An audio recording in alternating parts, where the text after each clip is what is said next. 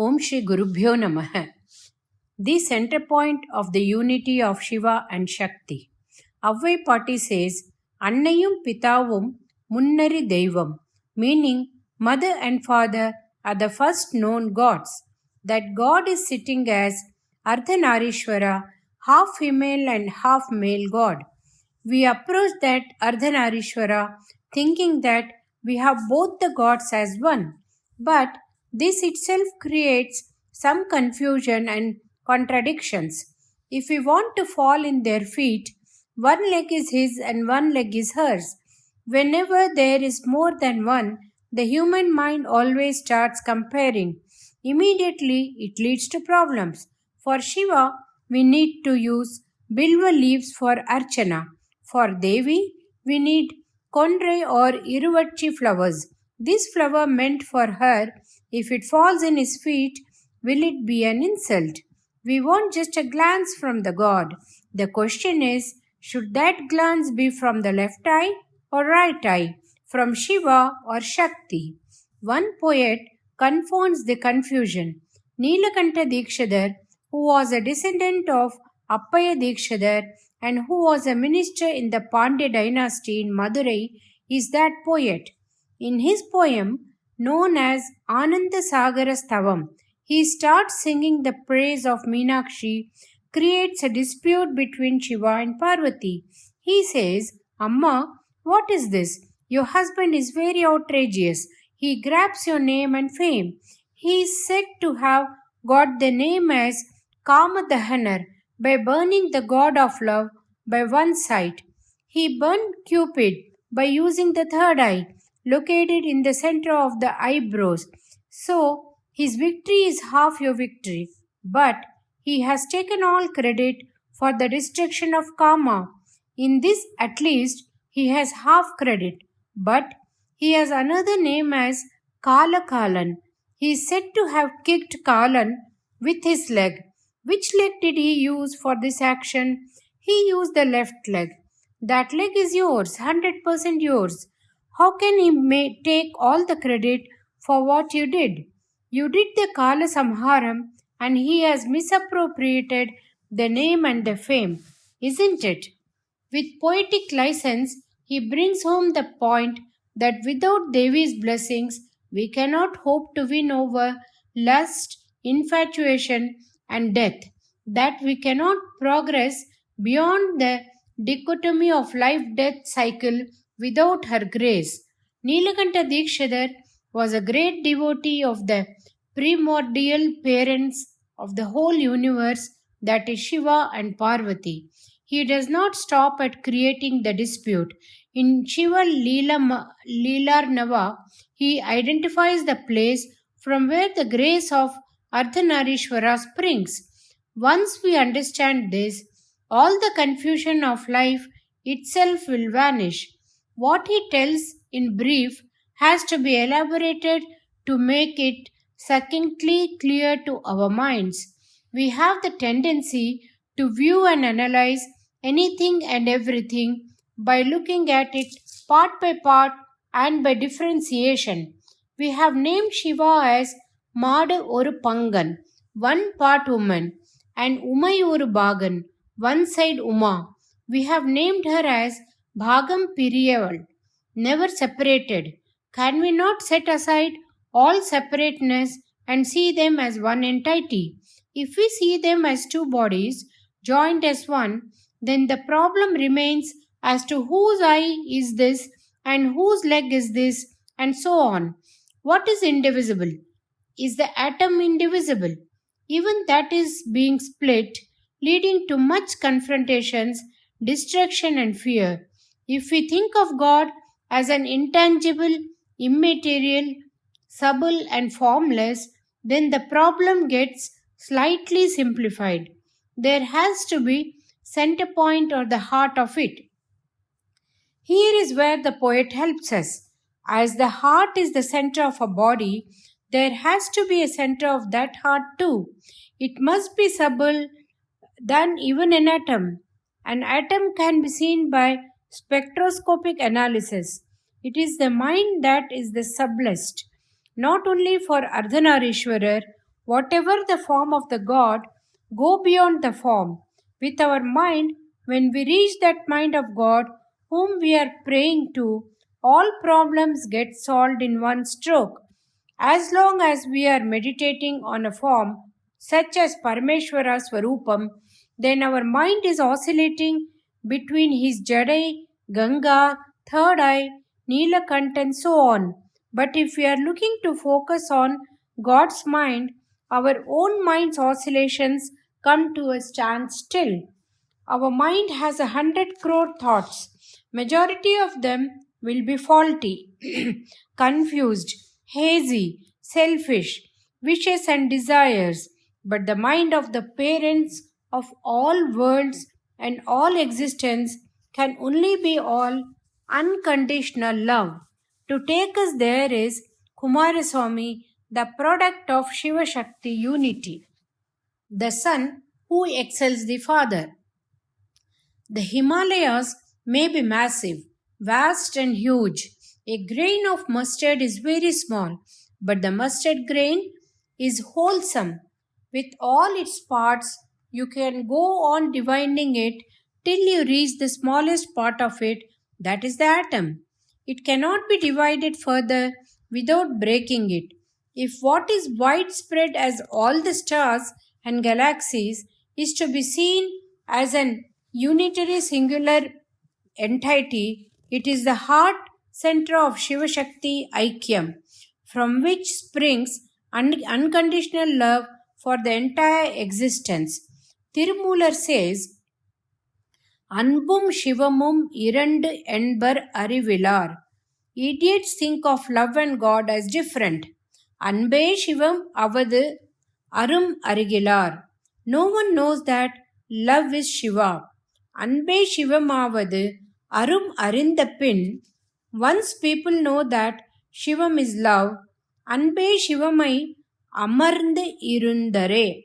They were seated as love Shiva incarnate. Once that Manas is known, our mind will not run helter-skelter. It will melt in that love and become love. Arunagirinathar got this anubhuti. Parameshwara is matter or mass and Ambal is Shakti or energy. E is equal to M multiplied by C square is all playing around with words and numbers. All that equation is of no use to us. The important things from one point of view is their love, grace and arul. That is their Chellapillai, Kadaikutti, Darling, Pattu, Shelvan, Muthukumaran, Subramanya Swami. In Vaidiswaran Kovil, his name itself is Selva Muthukumaran. The one primordial love became two, then again became one to give us the easily accessible Subramanya Murti. He who is the outcome of Shiva Shakti unity is effulgent, mighty, brilliant and unbeatable. He is a Shaktiman who came into being to destroy the monstrous Asuras. His weapon is the Shakti veil. But it is not only powerful but also Jnana veil. He is also called Jnana Panditan and Jnana Skandan. He is the Guru for his father, who is the Guru for the whole universe. So, he is Guru's Guru. The one who is referred to as Swami in Amarakosham, the Sanskrit dictionary, teaches his father the meaning of Pranava in Swami Malai, located on the banks of the river Kaveri. There, he is lovingly known as Tagappan Swami or Swaminathan, which means the son who excelled the father. He is the pet of the parents, so the daddy shows the whole world that he is a super Swami. To make it clear to the whole world that his son is even superior to himself, he humbly gets tutored by the son. He created the son to prove that the son would be more powerful than himself and so could sort out the asuras who had taken the boons from the father only. Now the point is proved that the son is not only more powerful, he is more knowledgeable too. It is said that one should look forward to victories in all one's ventures. But from one's son, we should wish to be defeated. As it is said in Sanskrit, Putrat Ichet Parijyam. That is, every father should wish that his son should be better than himself in every respect. The father himself becomes the son, but the son is more beautiful, more knowledgeable, more powerful, and braver. And Muruga is so. I talked about the beauty or Lavanyam of Kumara. After Manmathan was burnt off, picking up the same sugarcane bow and flower arrow, Ambal became Kamakshi, meaning eyes full of love. The difference lies in the approach. If Cupid approached with head weight, Ambal approached Shiva with love and humility. It is her this quality that won him over. Out of that union was born Kumara. He is Ishvara to Ishvara and Manmatha to Manmatha. In Tamil, Kamavel is Manmatha, Sevvel for Muruga. Both have veil or the spear as a suffix. Murugan is a special name for Subramanya in Tamil Nadu. Murugan also means beautiful and every youthful. It is not only body beautiful, but beauty of grace. The Parampurul or the primordial being is called Sat Chit Anand. In this, Sat or being is Ishvara, Chit or awareness is Shakti, and they are happy together. In so knowing is born Ananda or bliss, that is Kumara. That is why in all Shiva temples, the Utsava Murti or the idol used for ceremoniously taking around the temple town is called Saha Uma Skandar, that is Shiva with Uma and Skandar. Thus, Subramanya alias Kumara is a child much appreciated by the parents themselves. This is expressed very beautifully by a Kural of Thiruvalluvar.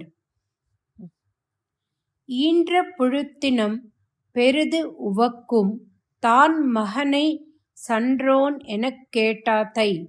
That is, when a mother hears that her son is good, she feels greater joy than when she delivered the baby. If this is the humbleness and humility of the parents, the offspring should always keep in mind. With Avvai Patti has said, Annayum Pitavum Munnari Deivam. That is, mother and father are the first known gods. The one who upholds Vedic traditions. Skanda Mahapuranam is the biggest of the 18 Puranas. It has shlokas numbering approximately 1.5 lakhs.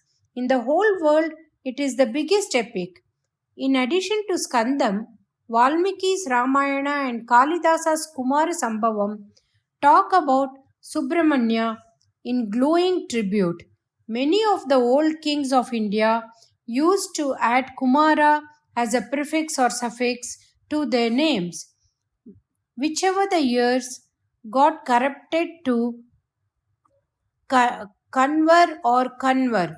In many of the old gold coins, Kumaraswamy is seen edged, seated on a peacock. In northwest frontier province that is now in Pakistan, the coins of Kushanar dynasty have Kumaraswamy's imprint. Many kingly families used to have Brahmanya Kumara as the deity of their lineage. This was because Kumara was revered as the Deva Senapati or military leader of Devas. In Tamil Nadu, the Pallava kingdom had Kanchipuram as their capital. The kings of Pallavas have done great service to Vedas and Sanskrit. They were foremost devotees of Vishnu and Shiva. In the stones around the temples, they have inscribed much information for future generations. They are known as Sasanams. In them, they have described themselves as Parama Maheshwaras, Bhagavatas and or Parama Brahmanyas. The last two words, Parama Brahmanyas, mean that they took much pride in calling themselves Subramanya devotees. He is the god revered in the foremost portions of the Vedas. In Rigveda Panchasutra, there is mention of Thagappan Swami or Daddy Swami. In one of the Veda Suktas, praising Shiva, there is a mention of the father who reveres the Kumara. There is mention of Kumara Swami as Skanda or Vishaka in Santokya Upanishad, Panini's Vyakarana, and Patanjali's Bhashyam. To that, Vyakarana or Book of Grammar by Panini, in Bodhayana Dharma Sutra, there is mention of a Tarpanam to be done daily, in which Skanda and his Parivara is included. These things should be told to Tamilians and whosoever loves the language. He is considered as the Adhisthana Devam for the Tamils. It is a Tamil pride to call him as Muruga with flowing love.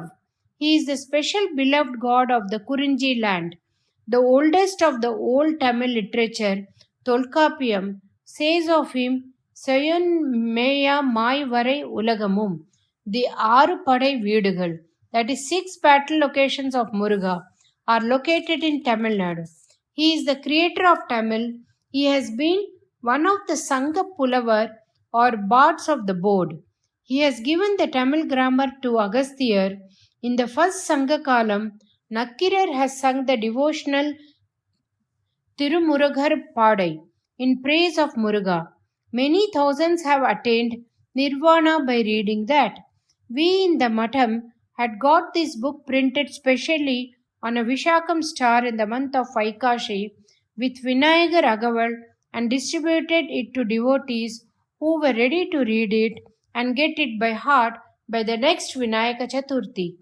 To take a kavadi full of puja dravyam such as vibhuti, kumkumam, sandal paste, camphor, agarbattis, coconut, plantain, etc., and carry it on one's shoulders to the Murugan temple with fanfare, walking the distance from the village to the temple on bare feet, at the end of a period of abnegation and sacrifice as a vratam, is a typical Tamil tradition which is still in vogue. Kritika Vratam and Sashti Upavasam are Tamil Nadu specials. By all this, we emphasize the point that Murugan is typically a Tamil Deivam. Nowadays, there are people who have a special taste in maintaining that the Tamil religion is different and Vedic religion is something else. This is a mischief created by the Britishers. While in power in India, to create disunity in people's minds in the name of research and analysis, and further nourished and re-invoked nowadays by some vested interests, my opinion is that Veda Dharmam has always been Tamil Dharmam. But I am not belaboring on the issue either. I am only saying that if you consider Kumar Swami as a god and call him Tamil Devam, it neither means that he was not known as or accepted inside and or outside Tamil Nadu, nor that he was a later day invention.